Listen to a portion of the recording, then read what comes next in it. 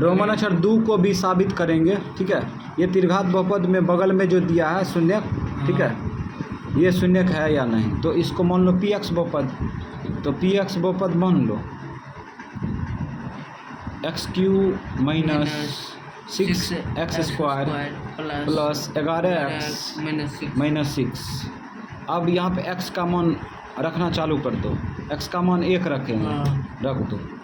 तो 1 का क्यू होगा माइनस 6 1 का स्क्वायर प्लस 11 इंटू 1 माइनस 6।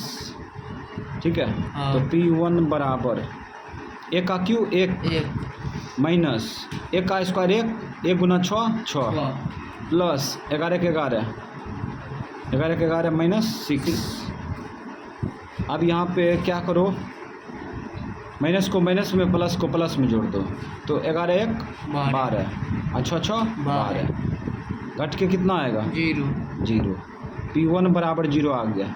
ठीक, अब जो है अब निकालेंगे, अब शून्य ये रखेंगे 2 P2 रखेंगे।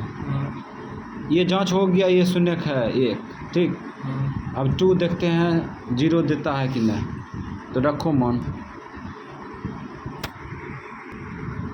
चलो 2 का क्यू माइनस 6 2 पर स्क्वायर प्लस 11 इंटू 2 माइनस 6। तो P2 ठीक है, अभी वीडियो बन रहा है, नहीं तो चांस देते। 2 क्यू कितना होगा 8 माइनस 2 के स्क्वायर 4 6 24 प्लस 11 दूना 22 माइनस 6। तो P2 बराबर कितना आ गया 32 प्लस वाला जोड़ो 22 8 30 और 24 6 30। घटा देंगे तो कितना आएगा 0 आएगा। तो ये भी शून्यक है, 2 भी शून्यक है इसका, है ना, क्योंकि पूरे बहुपद का मान 0 आया है। फिर आगे चेक करो, P3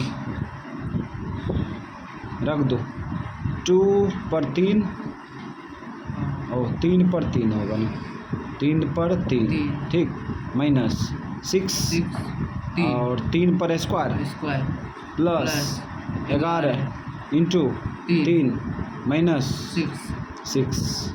3 का क्यू कितना होगा 3 क्यू 27 होगा। ठीक है, 27 माइनस 3 के स्क्वायर गुना कर दो 6 9 3 के स्क्वायर 9 9 6 54 प्लस 11 तिया 33 माइनस 6। इसी का आगे बढ़ जाते हैं, 27 और 33 जोड़ दो 7 3 27 और 33 जोड़ेंगे तो कितना होगा 60 और 54 6 60। घट के कितना आया 0 आ गया। ठीक है, अब तीनों जो है बगल में जो शून्य संख्या दिया है वास्तव में उसका शून्यक है, तो यहाँ पे लिखेंगे हाँ है। जांच हो गया। अब जांच करेंगे, क्या जांच करेंगे, जांच करेंगे शून्यक और गुणांकों के बीच के संबंध की सत्यता। ठीक है, तो लगा दो, चूँकि अल्फ़ा प्लस बीटा और alpha plus beta plus gamma बराबर क्या होता है माइनस बी बाई।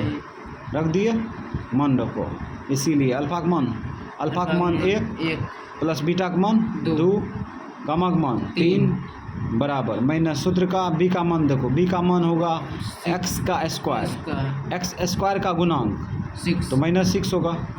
इसको घेरना पड़ेगा, घेर दिया। ए एक्स क्यू का गुणांक, एक्स क्यू का गुणांक 1 है, इसको डायरेक्ट क्रिया कर लो, 3 2 5 1 6 प्लस में 6 और माइनस गुना माइनस प्लस 6। तो बायां पक्ष सॉल्व किए, दायां पक्ष सॉल्व किए, दोनों बगल बराबर आया। फिर आगे लगा, चूँकि अल्फ़ा बीटा, ठीक है, alpha beta plus beta gamma plus gamma alpha बराबर क्या होता है सी बाय ए। इसीलिए मान पुट करो, अल्फ़ा का मान 1 बीटा का मान 2 प्लस बीटा का मान 2 गामा का मान 3 प्लस गमक मान 3, अल्फा का मान 1 अल्फा का मान 1 बराबर सी का मान -6 -6 बटा 1 मान 1। 1 चलो इसको डायरेक्ट क्या करेंगे, 3 का 3, 3 दूना 6, 2 का 2, तो हो गया 3 6 9, 9 2 11 हो गया।